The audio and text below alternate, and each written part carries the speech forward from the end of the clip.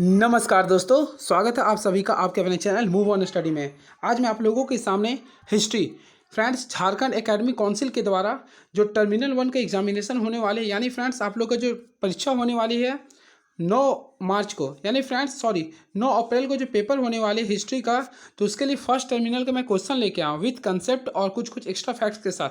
तो आप लोग जरूर देखिए ये क्वेश्चन जो है ना, आप लोग एक सेट देखने से पूरे लगभग 3-4 सेट लगभग मैं बता दे रहा हूँ, तो बहुत इंपॉर्टेंस मैं बताऊंगा। ऑपरेशन काफ़ी महत्वपूर्ण होगा, तो हर चीज़ को सुन लेंगे आप लोग, ठीक है।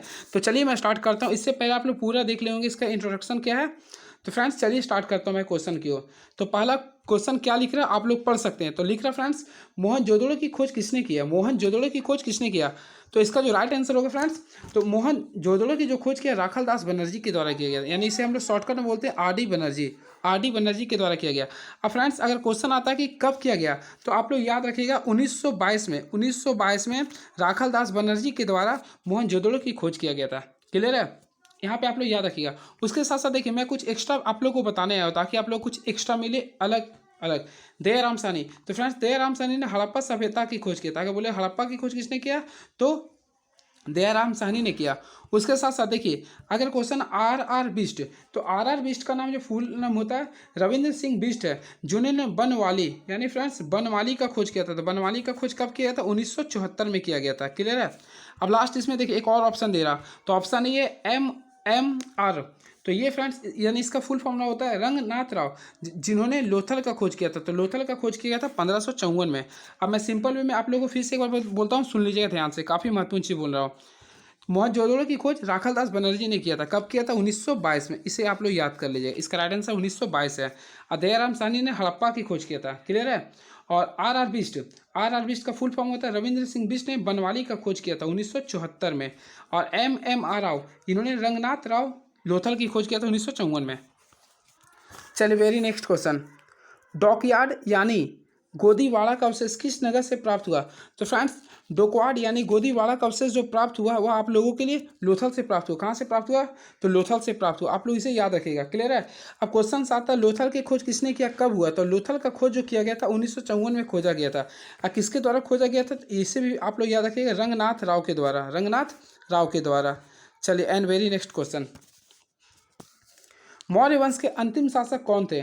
तो काफ़ी महत्वपूर्ण क्वेश्चन। सबसे पहले कुछ एक्स्ट्रा पॉइंट्स आप लोग जानिए मौर्य वंश से, क्योंकि आप लोग का एक क्वेश्चन से मैं कुछ एक्स्ट्रा बताने जा रहा हूँ ताकि आप लोग का रिवीजन यहीं पे हो जाए मेरे साथ। तो फ्रेंड्स सबसे पहले देखिए मौर्य वंश, तो मौर्य वंश का संस्थापक थे, मौर्य वंश के जो संस्थापक थे चंद्रगुप्त मौर्य थे। मौर्य वंश के संस्थापक जो थे फ्रेंड्स चंद्रगुप्त मौर्य थे। अब इन्होंने याद रखिएगा चंद्रगुप्त मौर्य थे। अब चंद्रगुप्त मौर्य जो थे ना, चंद्रगुप्त मौर्य, अब चंद्रगुप्त मौर्य जो था हुआ 322 ईसा पूर्व में। इसे भी आप लोग याद रखें, कुछ कुछ एक्स्ट्रा मैं बता रहा हूँ। तो चंद्रगुप्त मौर्य जो फ्रेंड्स 322 ईसा पूर्व में यानी BC में मगध की राजगद्दी पर बैठे। मगध की राजगद्दी पे कब बैठे चंद्रगुप्त मौर्य? 322 ईसा पूर्व में। ठीक है? अब उसके बाद यानी कि सबसे पहले तो आपका चंद्रगुप्त मौर्य थे, उसके बाद जो आए ध्यान से सुनिएगा, सबसे पहले आए थे आपका चंद्रगुप्त मौर्य। क्लियर ना? इसके बाद इसका उत्तराधिकारी हुआ फ्रेंड्स बिंदुसार। कौन है फ्रेंड्स? बिंदुसार। अब बिंदुसार के बाद आए थे अशोक, यानी अशोक थर्ड पोजीशन पे आए। और सबसे अंतिम यानी अंतिम अगर बोलते हैं तो बृहद्रथ होगा। क्या होगा फ्रेंड्स? बृहद्रथ होगा।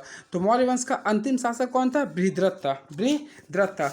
लेकिन अगर क्वेश्चन आता है मौर्य वंश कुल कितने वंशों तक मुगल साम्राज्य में शासक किए, तो 137 साल तक। याद रखेंगे आप लोग 137 साल तक, यानी 137 137 वर्ष तक कुल मौर्य वंश ने मगध साम्राज्य पर शासन किया। क्लियर है? वेरी नेक्स्ट क्वेश्चन, तो आप लोगों को क्लियर होगा फ्रेंड्स, यानी कि आप लोग क्वेश्चन पूछते हैं मौर्य वंश के अंतिम शासक कौन थे, तो इसका राइट आंसर होगा बृहद्रथ थे। क्लियर है? बृहद्रथ थे। और अगर बोले इसका पतन कब हुआ, तो आप लोग याद रखिएगा 185 BC में पुष्यमित्र शुंग ने बृहद्रथ की हत्या कर दी। उसके बाद शुंग वंश की स्थापना किया था। आप बोलेगा पहला इसका शासक कौन था, तो चंद्रगुप्त मौर्य था। सेकेंड कौन था? देखिए एक ट्रिक आप लोग मैं पढ़ाता हूँ, MBA याद रखिए, MBA। तो देखिए सबसे पहले मौर्य वंश का संस्थापक था चंद्रगुप्त मौर्य। चंद्रगुप्त मौर्य हो गया, उसका बेटा बी से हुआ बिंदुसार। अब बिंदुसार का बेटा कौन हुआ? अशोक। इस ट्रिक को आप लोग याद रखिए, MBA। यानी कि चंद्रगुप्त का बेटा कौन था? बिंदुसार। अब बिंदुसार का बेटा कौन था? अशोक। यहाँ से भी क्वेश्चन आता है आप लोग का। ठीक है? और सबसे लास्ट कौन था? बृहद्रथ। कुल कितना साल तक सेवा किया? 137 वर्ष तक मौर्य वंश रहा। क्लियर है? एंड वेरी नेक्स्ट क्वेश्चन, अर्थशास्त्र के रचयिता कौन है? फ्रेंड्स क्वेश्चन क्या लिखा, अर्थशास्त्र के रचयिता कौन है? देखिए सबसे पहले बोलो अर्थशास्त्र के रचयिता कौन है, तो इसका राइट आंसर आगे आप लोग जान लीजिए। तो इसका राइट आंसर होगा कौटिल्य। क्या होगा? कौटल्य। अब देखिए कुछ एक्स्ट्रा मैं बता रहा हूँ। कौटल्य का जो अन्य नेम वो विष्णुगुप्त भी बोलते हैं, यानी इसे हम लोग अन्य नेम बोलते हैं, विष्णुगुप्त भी कहते हैं। और विष्णुगुप्त के साथ साथ इसे हम लोग कौटल्य भी कहते हैं, और इसके साथ साथ इसे हम लोग चाणक्य भी कहते हैं। यानी कि इसका 3 नाम था। कितना था फ्रेंड्स? 3 नाम था। पहला याद रखेंगे, अर्थशास्त्र के रचयिता कौन थे? कौटल्य। कौटल्य का ही नाम क्या था? विष्णुगुप्त भी था और चाणक्य भी था। ठीक है। अगर क्वेश्चन आता है अर्थशास्त्र का संबंध किससे है, तो अर्थशास्त्र का संबंध फ्रेंड्स याद रखिएगा राजनीति से था। किससे था? राजनीति से था। किसने लिखा था? विष्णुगुप्त, जिसे कौटल्य भी कहते हैं और चाणक्य भी कहते हैं। क्लियर है? अब देखिए कुछ एक्स्ट्रा क्वेश्चन है, मैं उससे बताता हूँ। देखिए सबसे पहले फ्रेंड्स इसमें देखिए क्या लिखा है, ये मेघास्तनीज। तो मेघास्तनीज जो लिखा गया वह मेघास्तनीज जो है ना वह इंडिका नामक पुस्तक, इंडिका के द्वारा लिखा, मेघास्तनीज के द्वारा इंडिका नामक पुस्तक लिखा गया। ठीक है। अब विशाख दत्त, तो विशाख दत्त के लेखक जो थे वह मुद्रा राक्षस थे। कौन थे फ्रेंड्स? मुद्रा राक्षस थे आपका विशाख दत्त के लेखक। क्लियर है? उसके साथ साथ देखिए कौटल्य आपका किसका हो गया? अभी आप लोगों को अर्थशास्त्र का। क्लियर है? एंड वेरी नेक्स्ट क्वेश्चन, मृतकों की टीला किसे कहा जाता है? तो इसे याद रखिएगा, काफी महत्वपूर्ण क्वेश्चन है ये। तो मृतकों की टीला क्या जाता है? मोहनजोदड़ो को। किसे कहते हैं फ्रेंड्स? मोहनजोदड़ो को मृतकों का टीला कहता है। अगर क्वेश्चन आता है आप लोग का मोहनजोदड़ो एक कैसा वर्ड है, तो मोहनजोदड़ो एक सिंधी शब्द है। कैसा फ्रेंड्स? सिंधी भाषा का एक शब्द है। क्लियर है? अब देखिए याद रखेंगे, सिंधु घाटी सभ्यता का सबसे बड़ा स्थल अगर बोलेगा, सिंधु घाटी सभ्यता का सबसे बड़ा अगर स्थल बोलता है क्या है, तो मोहनजोदड़ो है। सबसे बड़ा स्थल क्या? मोहनजोदड़ो है। लेकिन अगर बोलेगा ना कि भारत का सबसे बड़ा स्थल कौन सा है, तो हड़प्पा मानना पड़ेगा। ये कन्फ्यूजन, राखीगढ़ी होगा। क्या होगा? राखीगढ़ी। इसे याद रखिएगा। अगर बोलेगा भारत में सबसे बड़ा स्थल क्या है, तो भारत में अगर बोलेगा तो राखीगढ़ी। क्या बोलेगी? भारत में हो जाएगा राखीगढ़ी। लेकिन सिंधु घाटी में बोले तो Mohenjodaro. And very next question, Harappa नगर की खोज किस वर्ष हुई? तो याद रखिएगा फ्रेंड्स, हड़प्पा नगर की जो खोज किया गया था वो 1921 में किया गया। कब किया गया? 1921 में। अगर क्वेश्चन आता किसके द्वारा खोज किया गया, तो हड़प्पा का जो खोज किया गया था वह दयाराम साहनी के द्वारा किया गया था। किसके द्वारा किया गया था? दयाराम साहनी के द्वारा किया गया था। अब क्वेश्चन आता है कब किया गया, तो आप लोगों को मैं पता 1921 में किया गया था। लेकिन फ्रेंड्स अगर क्वेश्चन इसमें पूछ देता है कि हड़प्पा सभ्यता जो ना कहाँ पे आई, तो पाकिस्तान के पंजाब प्रांत में। क्लियर है? और उसके साथ साथ किस नदी के किनारे, तो रावी नदी के किनारे है। रावी नदी के किनारे अवस्थित है। चलिए नेक्स्ट क्वेश्चन, सिंधु घाटी सभ्यता में, नेक्स्ट क्वेश्चन है, सिंधु घाटी सभ्यता में नृत्य करते हुए लड़की की मूर्ति किस स्थान से प्राप्त हुई है? सिंधु घाटी सभ्यता में नृत्य करते हुए लड़की की मूर्ति किस स्थान से प्राप्त हुई है? तो इसका जो राइट आंसर होगा फ्रेंड्स, इसका जो राइट आंसर होगा इसका ऑप्शन नंबर बी होगा। क्या होगा? बी होगा, यानी रोपड़ से प्राप्त हुई है। कहाँ से प्राप्त हुई फ्रेंड्स? बी, रोपड़ से। जी बिल्कुल फ्रेंड्स। अब देखिए नेक्स्ट क्वेश्चन पे मैं चलता हूँ। क्या लिख रहा है देखिए, मौर्य साम्राज्य की स्थापना किसने की थी? तो देखिए मौर्य साम्राज्य काफ़ी फेमस क्वेश्चन है ये। तो मौर्य साम्राज्य की स्थापना किसने की थी? तो आप लोगों को पता होगा मौर्य साम्राज्य की स्थापना किसने किया था? चंद्रगुप्त मौर्य ने किया था। चंद्रगुप्त मौर्य ने किया था। लेकिन अगर फ्रेंड्स आता कब किया गया था, तो याद रखिए मौर्य साम्राज्य की स्थापना चंद्रगुप्त मौर्य के द्वारा 322 ईसा पूर्व में किया था। 322 ईसा पूर्व में किया गया था। क्लियर है? अब देखिए मैं फिर से चंद्रगुप्त, देखिए चंद्रगुप्त मौर्य के बेटा का नाम क्या था? तो बिंदुसार था। क्या था? बिंदुसार। बिंदुसार के बेटा का नाम क्या था? अशोक था। इसे याद कर लिए। फिर मैं टिक लिख देता MBA। याद रखिए MBA। एम से हो गया चंद्रगुप्त मौर्य, उसका बेटा का नाम बिंदुसार, ए से हो गया अशोक। क्लियर है? एंड वेरी नेक्स्ट क्वेश्चन, अगर क्वेश्चन आता है फ्रेंड्स मौर्य साम्राज्य कुल कितने वर्षों तक शासन किए, तो 137 वर्ष तक किए। और इसके अंतिम राजा कौन थे? बृहद्रथ थे। ठीक है? और याद रखिए भागवत पुराण के अनुसार ना मौर्य वंश में कुल 10 राजा हुए थे। कितने हुए थे? 10 राजा हुए थे। जबकि वायु पुराण के अनुसार मौर्य वंश में कुल 9 राजा थे। एंड नेक्स्ट क्वेश्चन, मौर्य साम्राज्य में प्रचलित मुद्रा का क्या नाम है? तो याद रखेंगे मौर्य साम्राज्य में प्रचलित मुद्रा का जो नाम हुआ उसे कहते हैं पन। क्या कहते हैं फ्रेंड्स? पन। याद रखेंगे। नेक्स्ट, मुद्रा राक्षस लेखक निम्न में से कौन है? देखिए मुद्रा राक्षस जो होते हैं अभी मैं आप लोग को ऑपरेशन में बताया था, तो इसका जो लेखक है फ्रेंड्स याद रखिए विशाख दत्त। कौन है? विशाख दत्त जो है ना वह मुद्रा राक्षस के लेखक है। क्लियर है? अभी मैं आप लोग को बताया था। क्लियर है? एंड वेरी नेक्स्ट क्वेश्चन, निम्नलिखित में कौन मौर्य वंश का शासक नहीं है? तो देखिए अभी आप लोग को मैं एक ट्रिक छोटा सा दिया। क्या याद किया था आप लोग को? MBA। तो देखिए MBA अगर आप लोग लिखते हैं तो देखिए आप लोग यहाँ से 4 क्वेश्चंस क्लियर होगा। सबसे पहले याद रखिएगा मौर्य वंश का संस्थापक चंद्रगुप्त मौर्य ने किया था। कब किया था? तो इससे आप लोग याद कर सकते हैं 322 ईस्वी पे किया था। ठीक है? और उसका उत्तराधिकारी कौन? उसका बेटा बिंदुसार। कौन हुआ था फ्रेंड्स? बिंदुसार। तो बिंदुसार उसका सेकंड पोजीशन पे आया था, जो कब बैठा था? 269 ईसा पूर्व में बैठा था। क्लियर है? अब देखिए उसके बाद अशोक आया, सॉरी ये 298 में आया था, क्लियर है। उसके बाद था अशोक, अशोक बैठा था 269 में, और सबसे लास्ट थे बृहद्रथ थे। तो देखिए ऑप्शन के अकॉर्डिंग हम लोग चलते हैं, तो ऑप्शन का अकॉर्डिंग चलते हैं तो इसमें होगा अजातशत्रु, यानी कि देखिए अजातशत्रु जो ना मौर्य वंश के शासक नहीं थे, तो ये किसके थे, ये हर्यक वंश के संस्थापक में थे, हर्यक वंश में थे। तो हर्यक वंश से संबंधित आपका अजातशत्रु थे, अजातशत्रु थे। अब देखिए 1 मिनट के लिए आपको मैं समय ले रहा हूँ, हर्यक वंश से समझा देता। देखिए मगध वंश का जब स्थापना हुआ था ना, तो सबसे पहले याद रखिए उसमें कुल कितने वंश थे। देखिए एक ट्रिक याद रखिएगा, हसीना मासुका, हसीना मासुक याद रखिएगा फ्रेंड्स, हसीना मासुक का साथ, ये ट्रिक आप लोग याद रखिए, सब क्वेश्चन बन जाएगा, हसीना मासुक। तो देखिए यहाँ से मैं बताता हूँ, सबसे पहले मगध वंश का स्थापना हुआ था हर्यक वंश से, क्लियर है। उसके बाद शिशुनाग वंश से, फिर हुआ था नाग वंश से, फिर हुआ था मौर्य वंश से, फिर सुग वंश से, फिर कन्नौ वंश से, फिर सातवाहन वंश से। तो फ्रेंड्स हम लोग यहाँ पे आते हैं हर्यक वंश से। तो फ्रेंड्स आप लोग याद रखिएगा, हर्यक वंश के बारे में कुछ एक्स्ट्रा बताता हूँ, काफ़ी महत्वपूर्ण है। तो हर्यक वंश का जो संस्थापक थे वह बिंबिसार को कहते हैं। अब उसके इस वंश को हम लोग बोलते हैं पितृ हत्या, यानी इसके लिए एक ट्रिक है, देखिए बाऊ याद कर ले, बाऊ, ये भी काफ़ी काम आप लोगों को मदद करेगा। तो देखिए बाऊ अगर आप याद करते हो, देखिए हर्यक वंश के संस्थापक बी से हो गए बिंबिसार, कौन थे, बिंबिसार थे, यानी हर्यक वंश के संस्थापक का बिंबिसार थे, कौन थे फ्रेंड्स, बिंबिसार। अब बिंबिसार का बेटा का नाम था ए से, ए फॉर अजातशत्रु, ठीक है, अजातशत्रु, जिन्होंने अपने पिता का मृत्यु किया था। फिर अजातशत्रु के बेटा का नाम था उदयन, तो उदयन का हत्या किसने किया, तो उसका बेटा ए से अजातशत्रु ने। और याद रखिएगा उदयन ने आपका पाटलिपुत्र शहर को नाम दिया था, ठीक है। तो बोले पाटलिपुत्र का स्थापना किसने किया था, तो उदयन ने किया था। उदयन किसका बेटा था, तो अजातशत्रु का। अजातशत्रु किसका बेटा था, बिंबिसार का। अब बिंबिसार कौन थे, हर्यक वंश के संस्थापक, क्लियर है। चलिए वेरी नेक्स्ट क्वेश्चन, तो इसका राइट आंसर हो गया अजातशत्रु। अब नेक्स्ट, चंद्रगुप्त मौर्य ने सेल्यूकस को कब पराजित किया था, तो देखिए इसका राइट आंसर जो होगा फ्रेंड्स 305 बीसी में हुआ था। तो आप लोग याद रखेंगे चंद्रगुप्त मौर्य ने 305 बीसी में सेल्यूकस निकेटर को हराया था, क्लियर है। अब देखिए इसमें कुछ और एक्स्ट्रा फैक्ट्स बता देता हूँ, देखिए काफ़ी महत्वपूर्ण है ये। तो देखिए सबसे पहले याद रखिए 261 ईसा पूर्व जो है, ये 261 पूर्व में अशोक ने कलिंग पर युद्ध जीता था। अशोक ने कलिंग पर युद्ध कब जीता, 261 बीसी में। ये जो कि अशोक के 13वें शिलालेख में इसका चर्चा किया गया है, अशोक के 13वें शिलालेख में चर्चा किया गया है, क्लियर है। अगर क्वेश्चन आता है कलिंग कहाँ पे है, तो उड़ीसा में, कहाँ पे फ्रेंड्स, उड़ीसा में है। अब नेक्स्ट क्वेश्चन की ओर मैं बढ़ता हूँ, अमरावती का स्तूप किस राज्य में है, स्तूप से रिलेटेड क्वेश्चन आता है फ्रेंड्स। तो अमरावती का स्तूप, देखिए अमरावती जो आंध्र प्रदेश में है, क्या आता है फ्रेंड्स, आंध्र प्रदेश में। तो अमरावती का जो स्तूप है वह आंध्र प्रदेश में, क्या है फ्रेंड्स, आंध्र प्रदेश में। अगर क्वेश्चन आता है ये स्तूप क्या होता है, तो याद रखिएगा ना, बौद्ध धर्म के पवित्र स्थल को हम लोग बोलते हैं स्तूप, याद रखिएगा। बौद्ध धर्म के पवित्र स्थल को हम लोग क्या बोलते हैं, स्तूप कहते हैं। तो अमरावती का स्तूप कहाँ पे, आंध्र प्रदेश में, ठीक है। लेकिन अगर क्वेश्चन आता है सांची का स्तूप कहाँ है, तो अगर सांची का स्तूप आता है तो वह रखिएगा मध्य प्रदेश में, कहाँ पे रखिएगा, देखिए मैं लिख देता हूँ। सांची का अगर स्तूप की बात किया है तो मध्य प्रदेश, क्या लिखिएगा, मध्य प्रदेश।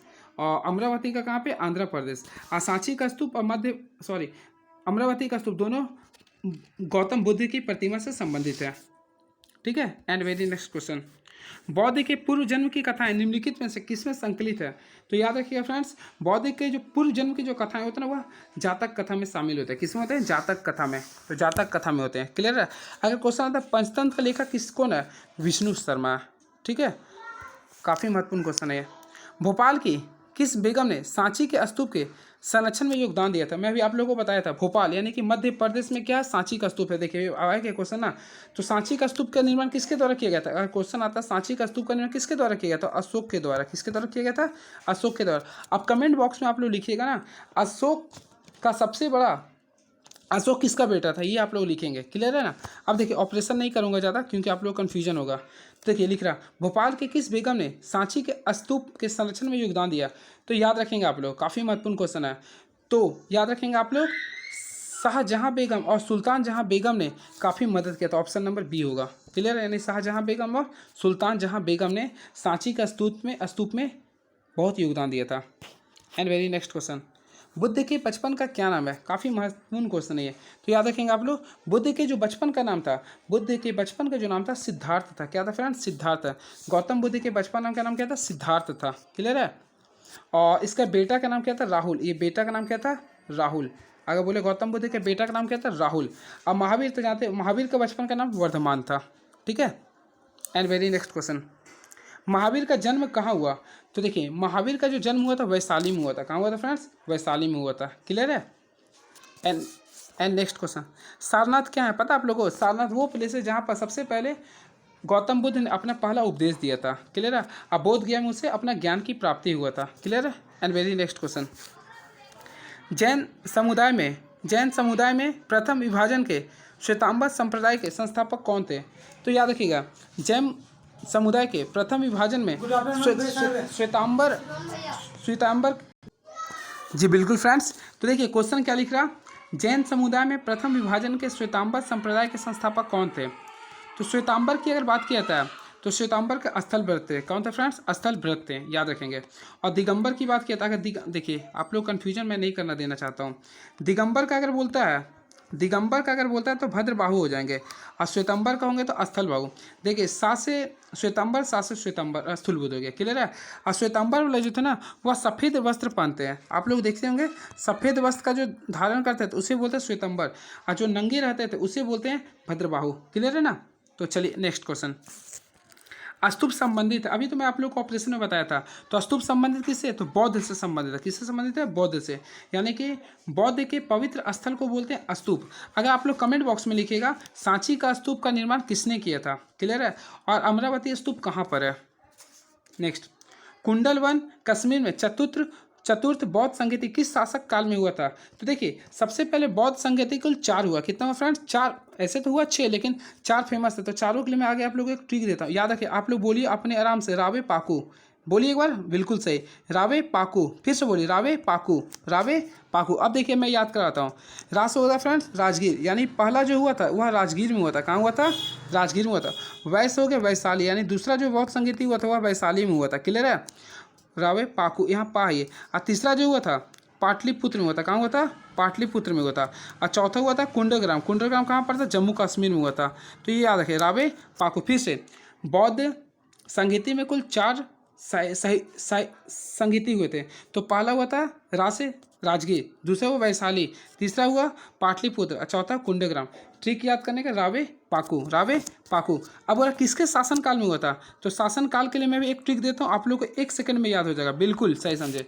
ट्रिक याद कर देखिए, अकाक याद कीजिए, ए के अकाक। अब देखिए मैं सभी का नाम बताता हूँ, ध्यान से देखिएगा। सबसे पहला जो हुआ था राजगीर में, आज से हुआ अजात शत्रु के शासनकाल में, यानी कि फ्रेंड्स अजात शत्रु के शासनकाल में पहला हुआ था जो कि राजगीर में हुआ था। क्लियर है? दूसरा हुआ था काला शोक के शासनकाल में, कहाँ हुआ था? वैशाली में हुआ था। और तीसरा अशोक के शासनकाल में, तीसरा रखिएगा अशोक के शासनकाल में वह पाटलिपुत्र में हुआ था। और चौथा से कनिष्क हो गया, कनिष्क के शासनकाल में आपका चतुर्थ हुआ था। तो आप लोग को मैं बता दिया हूँ, याद रखिए रावे पाकू अकाक। तो यानी इसका क्वेश्चन क्या बोल रहा, कुंडलवन कश्मीर में चतुर्थ बौद्ध संगीति किस शासक के काल में हुआ था? तो मैं भी आप लोगों को बताया किसके में हुआ था? अकाक, ए के लास्ट में के से आ गया कनिष्क। फिर से बता दो, देखिए अकाक, या देखिए मैं ठीक बताता हूँ, देखिए ए के सबसे पहले ए जो था यानी सबसे बड़ा सा स्टार्ट करते ना, तो काला शोक जो थे वह पहला में हुए थे। ठीक है? दूसरा हुए थे, नहीं दिया ना, काला शोक तो नहीं दिया है। फिर ये देखिए ये अशोक जो थे ये तीसरा में थे, और ये चौथा में कनिष्क थे। ठीक है? और अजात शत्रु के जहाँ पे यहाँ पे आप लोग लीजिए काला शोक जो कि सेकेंड में थे। क्लियर है? एंड वेरी नेक्स्ट क्वेश्चन आएगा, कुंडलवन कहाँ पे है? तो जम्मू कश्मीर में। क्लियर है?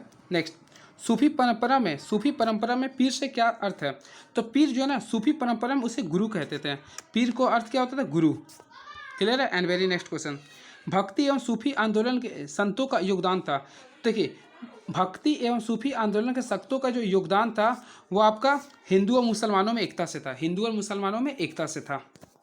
नेक्स्ट, भक्ति आंदोलन भारत के किस क्षेत्र में प्रारंभ हुआ? तो फ्रेंड्स आप लोग याद रखिएगा, भक्ति आंदोलन भारत के दक्षिण क्षेत्र से प्रारंभ हुआ था। एंड वेरी नेक्स्ट क्वेश्चन, कीर्तन को प्रारंभ करने वाले संत का क्या नाम था? तो फ्रेंड्स कीर्तन को प्रारंभ करने वाले संत का नाम था Chaitanya Mahaprabhu. And very next question, Nizamuddin Auliya किस सूफी सिलसिले से संबंधित थे?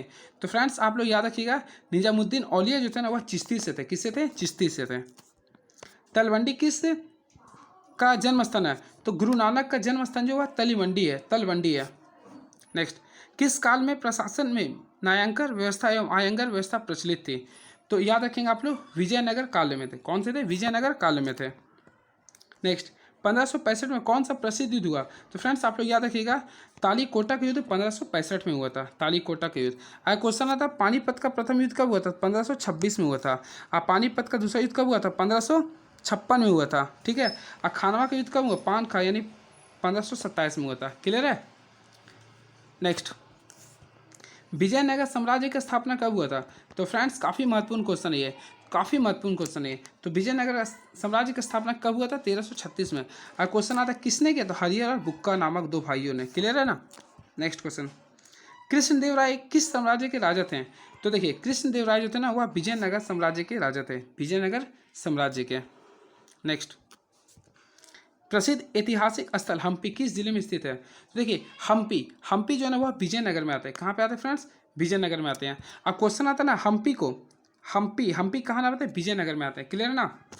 अब देखिए हम्पी को यूनेस्को की लिस्ट में कब शामिल किया गया? ये भी क्वेश्चन आ सकता है। तो याद रखिए 1987 में इसे यूनेस्को की लिस्ट में शामिल किया गया। और सबसे पहले 1983 में किसको शामिल किया गया था पता? आगरा के ताजमहल को। एंड वेरी नेक्स्ट क्वेश्चन 1989 में, ये भी क्वेश्चन इंपॉर्टेंस है। 1989 में याद रखिएगा ना वो जो स्तूप था यानी कि सांची के स्तूप को यूनेस्को में शामिल किया गया। ये क्वेश्चन हमें लगता आ सकता है। ठीक है। ये क्वेश्चन काफ़ी महत्वपूर्ण है, ये मैं इसलिए बताऊँगा आप लोगों को। नेक्स्ट प्रसिद्ध ऐतिहासिक स्थल हम्पी किस जिले में? तो विजयनगर। नेक्स्ट कृष्णदेव राय के दरबार में अष्ट दिग्गज कौन थे? तो अष्ट दिग्गज जो थे उसे बोलते थे 8 तेलुगु कवि। 8 तेलुगु कवि। काफ़ी महत्वपूर्ण क्वेश्चन है ये। विजयनगर साम्राज्य की स्थापना किसने किया था? तो अभी मैं बताया था दो भाइयों हरिहर और बुक्का ने किया था। कब किया था? 1336 में किया था। क्लियर है। And very next question Akbarnama का रचना किसने किया था? तो फ्रेंड्स अकबरनामा का जो रचना जो किया था ना अबुल फजल ने किया था। किसने किया था? अबुल फजल ने किया था। अबुल फजल ने किया था। एंड वेरी नेक्स्ट क्वेश्चन प्रथम पानीपत का युद्ध कब हुआ था? तो याद रखिएगा प्रथम पानीपत का युद्ध 1526 में हुआ था। अब किसके किसके बीच हुआ था? बाबर और इब्राहिम लोदी के बीच में हुआ था। यह एक ऐसा युद्ध था ना जिसमें पहली बार कोई युद्ध के मैदान में मारा गया था यानी इब्राहिम लोदी। क्लियर है ना। और 1527 में किसका युद्ध हुआ था? खानवा का युद्ध। क्या हुआ था? खानवा का युद्ध। और खानवा के युद्ध के जीत के बाद बाबर को गाजी की उपाधि दी गई थी। अब 1528 में घाघरा का किस चीज़ का युद्ध था फ्रेंड्स? घाघरा पान का। देखिए थोड़ा सा मिस्टेक हो रहा है। आप लोग एक ट्रिक याद रखिएगा पान खा चंदा दे यानी कि 1528 में चंदेरी का युद्ध हुआ था। अब 1529 में घाघरा का हुआ था। अब 1530 में बाबर का मौत हुआ था। आईने अकबरी कितने भागों में बांटा गया? तो काफ़ी महत्वपूर्ण क्वेश्चन। तो आईने अकबरी 3 भागों में बांटा गया। कितना भागों में? 3 भागों में बांटा गया। अकबर के वित्त मंत्री कौन थे? तो फ्रेंड्स अकबर के जो वित्त मंत्री थे वह राजा टोडरमल थे।